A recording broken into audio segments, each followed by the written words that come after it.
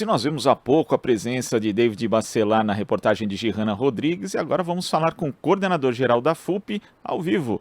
Bom dia, David. Bem, bom dia, Glauco, bom dia a todas e todos que estão aqui na RBA nos acompanhando.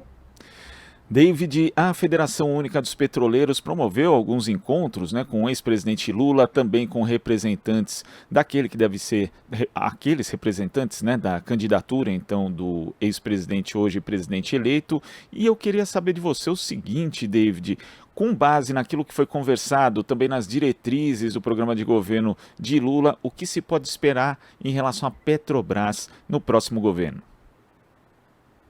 Bem, Glauco, felizmente, nós tivemos uma oportunidade ímpar de termos a primeira reunião itinerante da equipe que tratou do plano de governo do presidente Lula. Na época, eram 7 partidos que faziam a composição dessa comissão, que era coordenada pelo companheiro Aloysio Mercadante. Depois, mais 3 partidos se agregaram, então estamos falando de 10 partidos políticos que consensaram em torno das propostas que nós fizemos. Então, como aquilo que nós propusemos lá atrás, nessa primeira reunião, que foi feita no Rio de Janeiro, na sede da Federação Única dos Petroleiros e Petroleiras, nós acreditamos piamente que aquilo que foi proposto será colocado em prática, de forma muito tranquila e negociada com os partidos que fazem parte dessa frente ampla. Então, sem dúvida alguma, nós poderemos esperar aí um crescimento da Petrobras nos próximos 4 anos, uma retomada do refino no país. Nós já temos hoje a autossuficiência em produção de petróleo, precisamos ter também a autossuficiência em refino do petróleo, e para isso vai ser essencial a retomada das obras que nós tivemos a paralisação delas pela Lava Jato. Estamos falando do Comperj no Rio de Janeiro, estamos falando do segundo trem da refinaria Abreu Lima em Pernambuco. Estamos falando também, Glauco, da possibilidade, sim, real, de retomada de refinarias que foram privatizadas. Nós entendemos que, obviamente, contratos serão respeitados, como já foi citado pelo senador Jean Paul Prats, mas entendemos que há possibilidade de negociação com o investidor que, porventura, venha a perder interesse nesses ativos que foram vendidos, dentre eles a refinaria que trabalho, que é a refinaria Landulfo Alves, ali na Bahia. Mas não somente isso, nós sinalizamos a necessidade da Petrobras ela retomar a comercialização e distribuição de derivados de petróleo aqui no Brasil.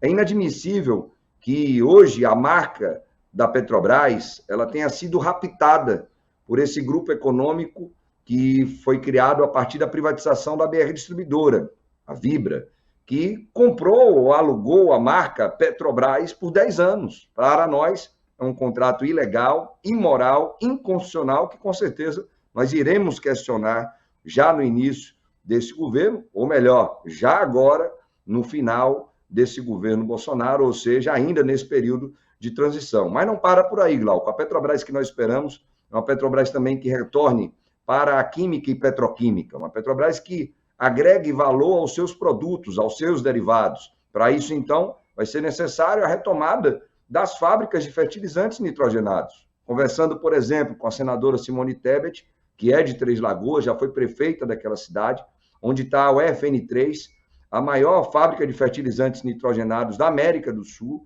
que responderia por 40% de toda a nossa demanda de fertilizantes nitrogenados no Brasil, ela precisa ter a sua obra conclusa. São mais de 80% de obra em andamento, que foi paralisada também pela Lava Jato, e que, sem dúvida alguma, vai ter uma necessidade de retomar essa fábrica, a construção dela, de voltar a funcionar a Fafem lá no Paraná, que foi fechada já há mais de 2 anos, com a demissão de 1.000 trabalhadores, e o Brasil importando entre 80% e 85% dos fertilizantes nitrogenados que precisa para a agroindústria e também para a agricultura familiar.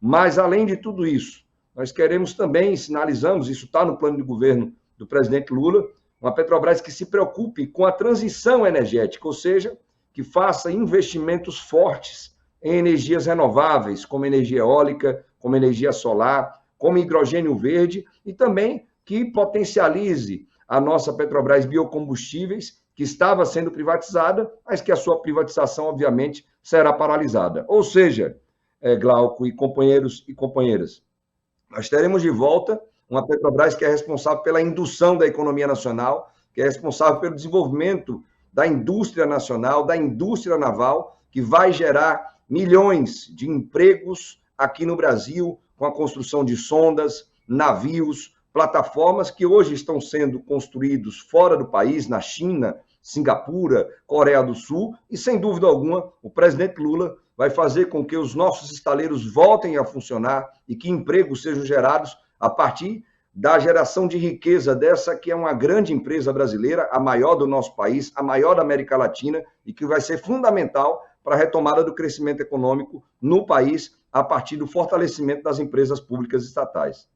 Esse é um ponto importante, David, porque a Petrobras já foi muito importante justamente para o ressurgimento, por exemplo, como você citou, da indústria naval aqui no Brasil, e ela pode ser de novo essa indutora do crescimento do desenvolvimento nacional, principalmente quando a gente pensa que hoje existe um panorama de criação de empregos que são, na verdade, empregos informais, postos de trabalho com baixa remuneração, e esses empregos que podem ser gerados a partir dessa integração da Petrobras a um projeto de desenvolvimento seriam, inclusive, empregos formais e com uma remuneração média maior do que a gente tem hoje, né? Então é algo bastante importante também esse ponto da integração da Petrobras, David. Sim, Glauco, interessante que esse comentário que você fez, ele pode ser evidenciado nas conversas com trabalhadores e trabalhadoras que hoje são super explorados pelos aplicativos. Não vou citar os nomes, mas nós que pegamos esses transportes via aplicativos, dialogamos com as pessoas. Estou aqui em São Paulo, por exemplo, Glauco, nesse momento, inclusive dialogando com muitas pessoas aqui que fazem parte desse novo governo que tomará posse a partir de janeiro. E conversando com esses trabalhadores e trabalhadoras, além de perceber o nível de cansaço, de fadiga, por conta da superexploração dessas pessoas, eles citam as formações, são pessoas qualificadas, pessoas que têm algum curso técnico, algum curso profissionalizante, mais do que isso, pessoas que trabalharam, Glauco, em unidades da Petrobras, que trabalharam em grandes obras da Petrobras.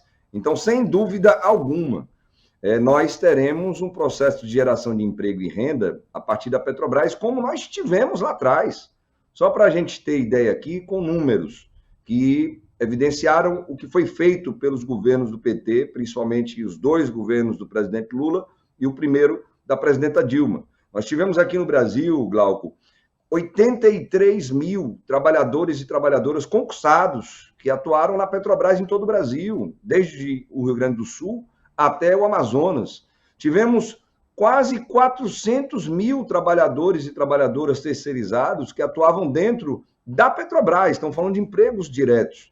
Quando a gente olha toda a cadeia produtiva, o setor de petróleo e gás, a indústria naval, metal mecânica, metalurgia, que alimenta a cadeia produtiva do setor de petróleo e gás, nós tivemos mais de 4 milhões de empregos gerados. Somente agora no governo Bolsonaro, um governo que, como dissemos, veio para roubar, matar e destruir, ele gerou fora do país, está gerando agora, com a construção, com encomendas, de 15 plataformas da Petrobras, como aqui citei, na China, Singapura e Coreia do Sul, 1.500.000 postos de trabalho, que poderiam estar sendo gerados aqui no país.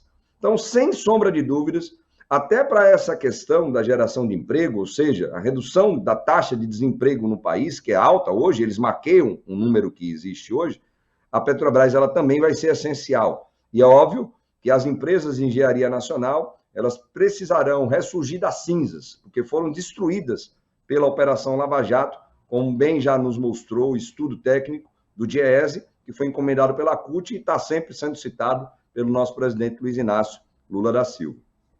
É interessante também você estar esse ponto, David, porque lembra uma das fake news muito repetidas pelo bolsonarismo, né? A construção do porto de Moriel em Cuba, quando a gente tem ali, na verdade, um contrato que estabelece que tem que ser contratadas empresas brasileiras e mão de obra brasileira, e você fala de um exemplo em que o governo Bolsonaro acabou gerando posto de trabalho lá fora, ao invés de aqui dentro, né? Então isso mostra que, na verdade, quando você tem uma concepção de um projeto que pode utilizar as estatais como forma de induzir o crescimento e gerar emprego de novo, né? Lembrando, emprego de qualidade, isso muda bastante o panorama no dia a dia das pessoas.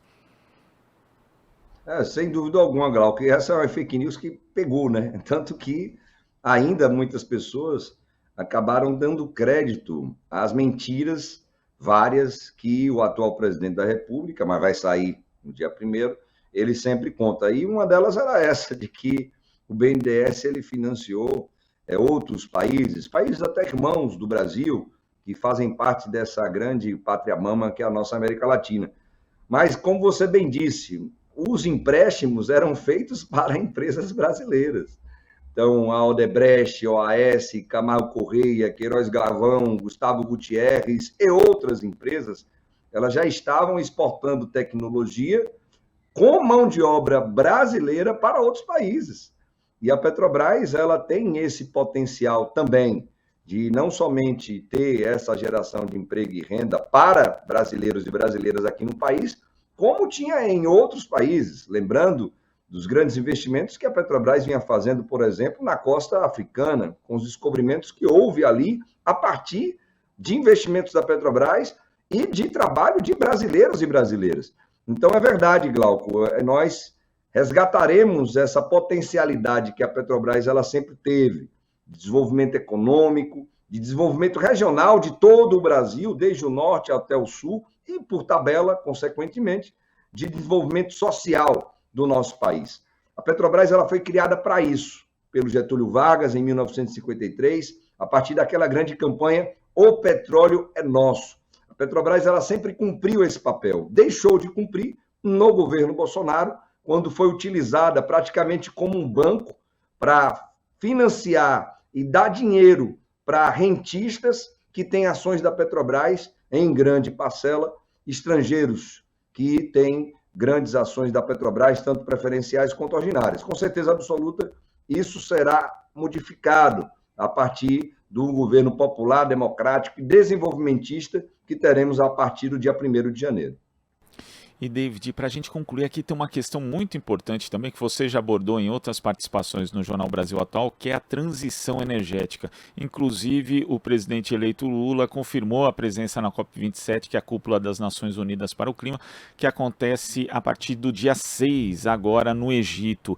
E pelas conversas que a gente teve aqui, esse foi um ponto que foi praticamente abandonado durante a gestão Bolsonaro pela Petrobras. Agora isso tem que voltar com força, a Petrobras também tem que participar de forma ativa para colaborar nesse processo de transição energética de uma energia mais limpa, David?